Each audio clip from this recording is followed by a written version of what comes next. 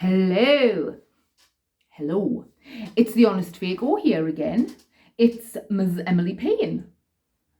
Live and direct. Well, I'm not live, but you know. And I am the Honest Fake.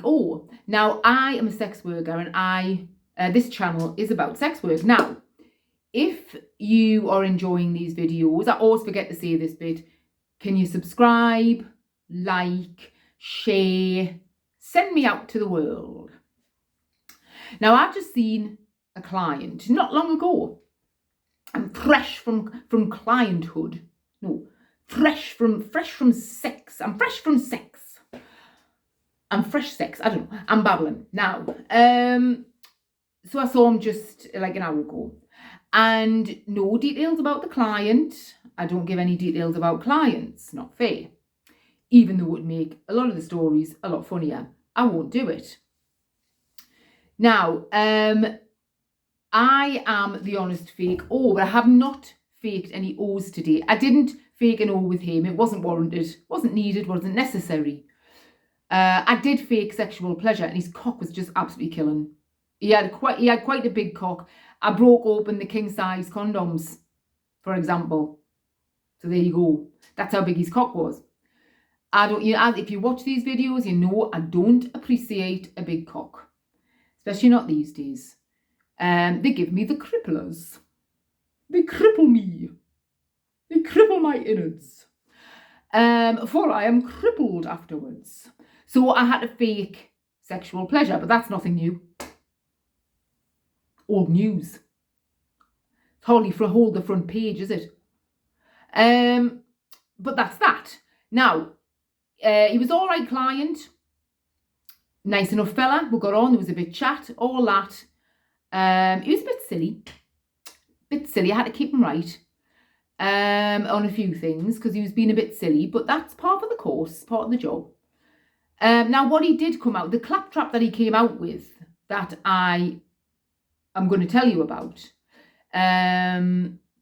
is just the usual double standard, woolly-minded, fuzzy thinking that I find quite irritating. Now, he said that he had a girlfriend who was who'd started in sex work a few years ago, and it had ended their relationship and all this. And she is now going down a different path, and he's seen her recently, and she's kind of dead behind the eyes. You know, her eyes are black. This is how he phrased it: dead behind the eyes. And you escorts think you're so clever being escorts. I'm not thinking I'm clever being a prostitute. It's the last thing I'm thinking.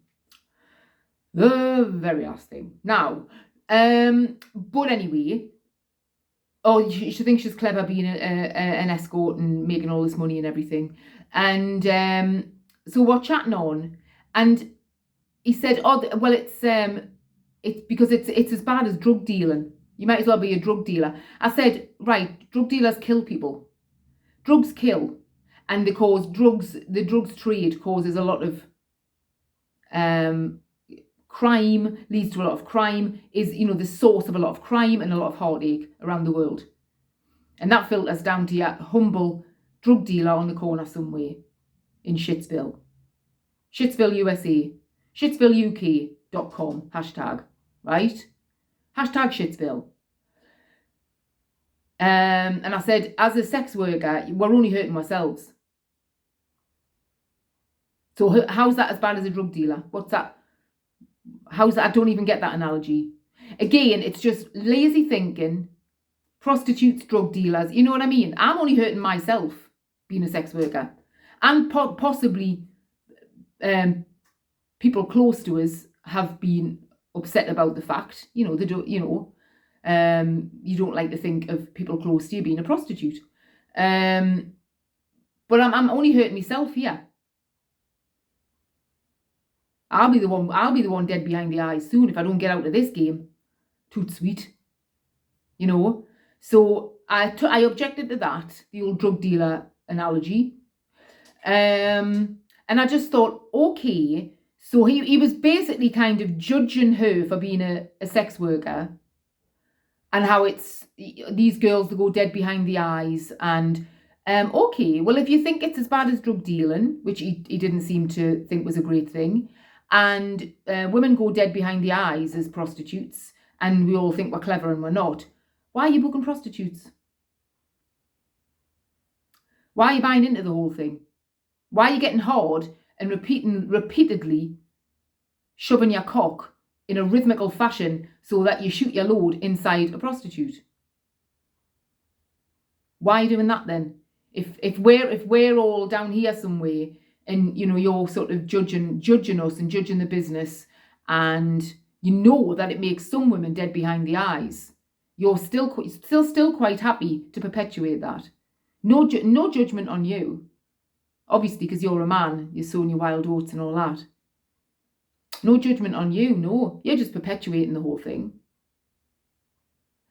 And that's my little rant for it. I'm going to keep it at that for a relatively short video for me. Just sometimes clients say things and you think, what? What are you talking about? Do you ever actually think about what you're saying and what you believe? Can you not hear the crap that's coming out of your mouth? The double standard, ill-considered crap that is coming out of your mouth? Obviously not. Right. Short little rant today. I cut a fringe in last night. I always cut my own hair. I'm a bugger for cutting my own hair. Cut a side swept fringe in. Look, I've done all right. I resent paying hairdressers when you can do it yourself. Resent it. Right, I'm going to let you get off. And that's my video for today. Hope you have a nice rest of day. Goodbye.